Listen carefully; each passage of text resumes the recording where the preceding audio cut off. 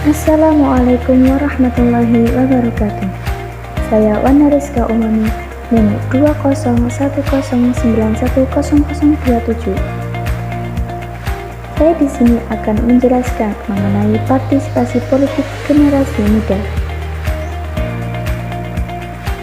Negara Indonesia merupakan negara hukum yang menganut sistem demokrasi. Kehidupan teori dan praktek demokrasi merupakan partisipasi masyarakat dalam kegiatan kepolitikan. Tanpa adanya partisipasi masyarakat, sistem demokrasi dinyatakan sudah mati. Demokrasi di Indonesia pada saat ini masih dianggap tinggi partisipasi politiknya. Membahas mengenai partisipasi politik. Apa sih partisipasi politik itu? Sebelumnya, kita akan membahas mengenai partisipasi politik. Partisipasi politik merupakan bentuk keikutsertaan warga masyarakat Indonesia melalui individu maupun kelompok untuk menentukan keputusan yang dihasilkan oleh pemerintah. Partisipasi politik sangat bermanfaat untuk kesolidaritasan suatu daerah maupun negara.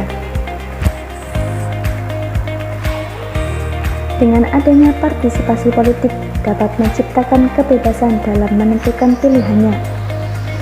Pada usia generasi milenial, kemungkinan mereka tidak tertarik pada politik. Maka dari itu, perlunya merangkul generasi milenial agar terbangun jiwa-jiwa politik yang akan memajukan negara Indonesia. Generasi milenial sering disebut dengan generasi muda penerus bangsa dan merupakan kekuatan bahkan aset negara Indonesia. Generasi milenial termasuk lapisan terendah dari masyarakat umumnya yang terdiri dari para anak-anak, remaja, dan pemuda yang berumur sekitar 0-30 tahun. Generasi milenial identik dengan perubahan dan membawa harapan-harapan masa depan yang lebih baik. Tugas generasi milenial adalah bagaimana agar dapat mempertahankan dan meningkatkan kualitas tatanan kehidupan masa depan. Generasi muda wajib paham teknologi karena peran teknologi sangat penting guna kesadaran akan politik. Generasi milenial tumbuh pada saat teknologi sudah diciptakan, sehingga generasi milenial ini sudah mahir dalam mengoperasikan media online. Karena dianggap sudah mahir, generasi ini dapat menjadi inovator untuk belajar, menggali informasi, bahkan kerja di lingkungan inovasi, dapat menciptakan perubahan di berbagai aspek kehidupan. Aspek ekonomi, aspek sosial, dan aspek politik. Media sosial sangat perlu untuk memberikan dampak positif dalam meningkatkan partisipasi politik di golongan milenial, karena mereka merupakan pemilih pemula atau masa belajar masuk di dunia politik. Untuk generasi milenial, diharapkan bukan hanya untuk memilih dalam pemilih, melainkan menciptakan perubahan yang baik. Misalnya, memberi masukan kepada pemerintah melalui media cetak atau tulisan, menjadi anggota partai politik, mencalon menjadi pejabat publik, ikut serta dalam anggota keorganisasian masyarakat. Dengan begitu, generasi milenial dapat ikut berpartisipasi guna menentukan arah tujuan masa depan negara Indonesia.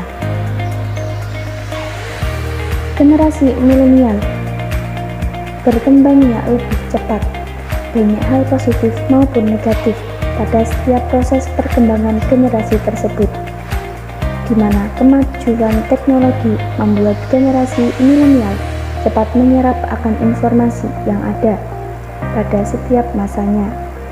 Tetapi, kecepatan itu dapat menimbulkan penyimpangan informasi yang mereka dapatkan.